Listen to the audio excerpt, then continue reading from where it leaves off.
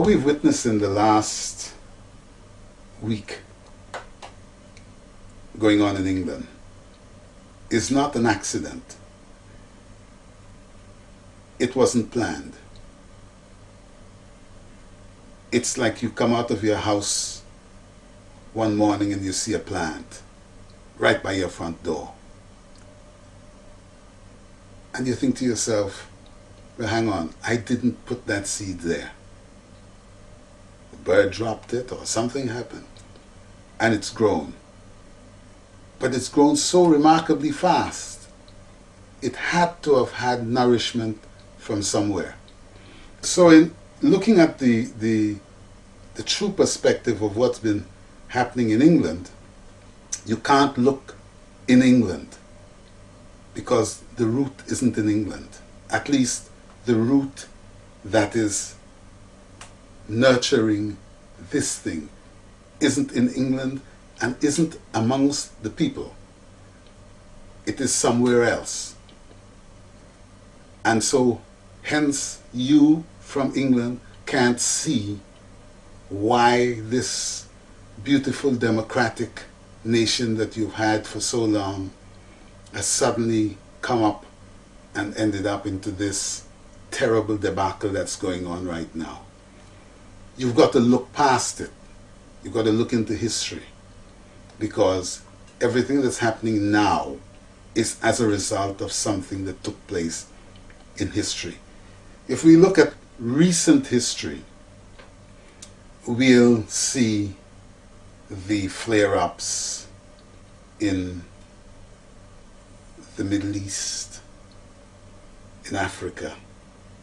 We'll see, if you go a little further back, you'll see the flare-ups in South America, in Africa. And if you look even further back, you will see the ones in India and China and so on. And then you have to put together a perspective of what really happened, what really started those things. And invariably it's the common denominator in every regard is greed. Greed is the seed, and politics is the water. Politics being what we consider the management of the people, the management of the people's business. Well, that's gone wrong. So you now have got an aberration of the seed. The seed is growing faster than under normal conditions. Normal conditions would have been that you would have been pouring water on the seed. But these aren't normal times. What's happening now is that you're pouring something else. The greed factor has become so ridiculous that of late we've seen in 2008 something happened totally outside of our conception. Something that we would never have ever believed was possible. The world went broke. The world went broke. It's amazing. Nobody in the world, no great mind, 6 Einsteins, would never have worked out that the world could go broke. But the world did indeed go broke. And as we are standing now, nothing is really being done about it because nobody understands why the world went broke. Well, let's go back now to the riots in England. Nobody, the Prime Minister, his whole cabinet, all the mothers and fathers in the country, do not understand. Simply because they're not taking the time to understand their history. Now, if you go around the world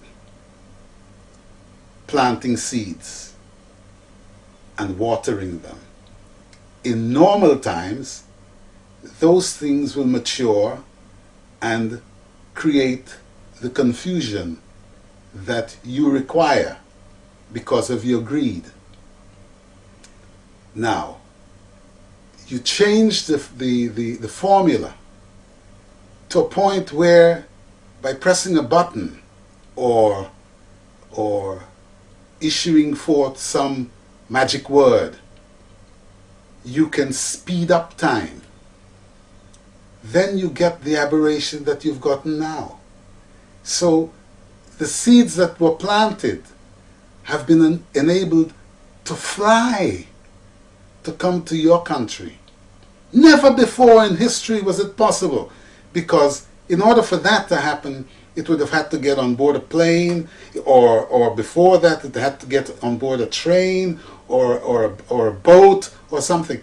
But today, just like they can tell you in the case of Obama's presidency, that something ultra spectacular happened, that they were able to engage a population that didn't exist in other elections. Suddenly you've got a situation now where it's not that operating for Obama, but it's operating anti-Obama, anti-Cameron, anti all these leaders, because now the people understand how to make the seed grow faster. Basically, that's really what has happened. It is just that the seed of discontent that has been in some way managed has gone out of control. Don't look anywhere else, Mr. Cameron or Mr. Obama or anybody else. Just look to the actions that you or your past governments or whatever it is that has controlled the world have done over a period of time. And you will see why it is that you have this. This is going to go on. This is not something that's going to stop. This is going to go to America. It's going to continue in Britain, because nobody is going to be looking at those things. It's going to come to the Caribbean. It's already been in the Middle East, and we see the people, the children, the youth they've gained access to the machines, the mechanisms of power. The tail is wagging the dog. You've made them greedy for things that don't matter. The whole greed concept was set up a long time ago. It's not their fault. It's not those kids or young people's fault.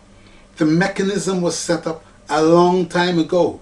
It is just that the catalyst wasn't there at the time. It couldn't have happened in their mother's time. They tried. I mean, we've seen where in the 60s, in the 70s, in the 80s, people tried to manipulate governments and organizations. Couldn't work because the right catalyst was not there. It's there now. So the greed factor that you've been feeding your populations with significantly over the years, many, many years, has finally come home to roost. People now want things for no other reason than they want things. They don't even know why they want those things. You hear the things that the people are stealing? It's not food. It's not sustenance. It's not education. It's nothing. It is the things that you have created, the Wii's, this widescreen television, the instant gratification things. And those things are broken by the time they come out of the shops that the guys loot them out of. So those guys know that, in a way, what they're stealing is valueless. Nevertheless, someone has given them a value. And so people, these same people, are running around and telling each other, look, go and steal a PlayStation. But a PlayStation is useless. If your child or your brother is sick or hungry, it's useless to him. So the whole set of false values that our peoples, and this is not a race issue, this is a people issue. We have, through time, learned the greed of each other to the extent that it's become viral. and it will pass on and on until such time as common sense starts to prevail.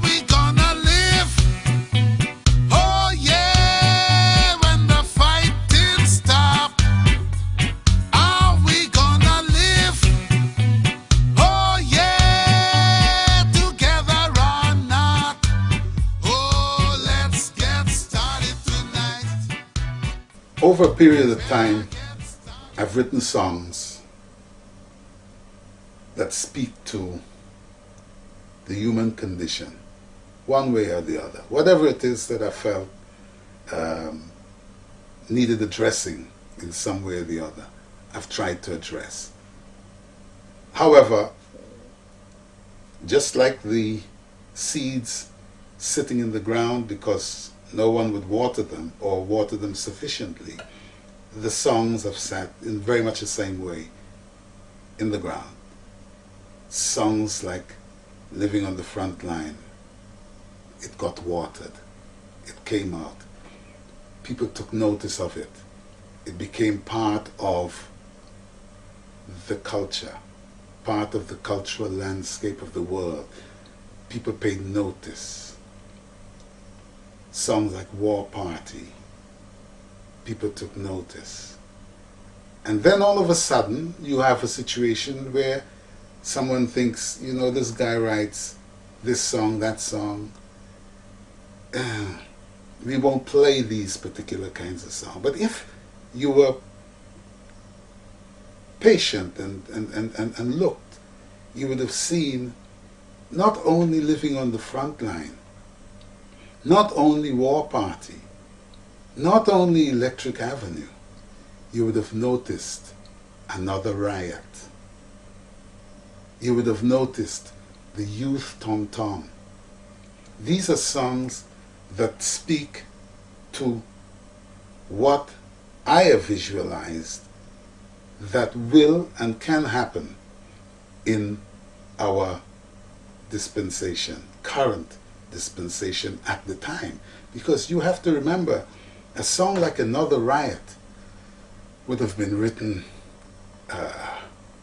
maybe 25 years ago, or maybe 20 years ago. I mean, the Youth Tom Tom, same time, you know, and around that you would find certain things happening, certain events happening, and they were like little warnings. But people today don't pay, or people in the media don't pay attention to anything that's sensible anymore. We are feeding our people crap. We are feeding our people things that cannot sustain them. Bad food, bad education, bad knowledge, no wisdom, no time for. And so these are the kinds of songs that would suffer. It's not only me. You have many other writers, guys who have been writing things and saying things as they've seen them genuinely. I'm not talking about the piss artists. I'm talking about people who genuinely feel something when they see a human condition. And so, you know, I was looking at one of the programs, I think it was Hard Talk, last night, and they were interviewing a young black man, or a youngish black man, and an oldish white man. I can't remember what their designations were. But one thing was very important. They asked a question, or a question was asked about the part that the media plays in propagating the seeds of discontent. That question was never answered. I mean, such sleight of hand, it was beautiful. And I thought to myself, also, that can go, but the issue of whether it was racial or class or whatever it is cannot go. You will chase that, the media will chase that into the ground. So they don't chase the issue of whether the media plays a significant part in propagating this. Well, of course, the media does. You know, the media always does. And the media serves its masters.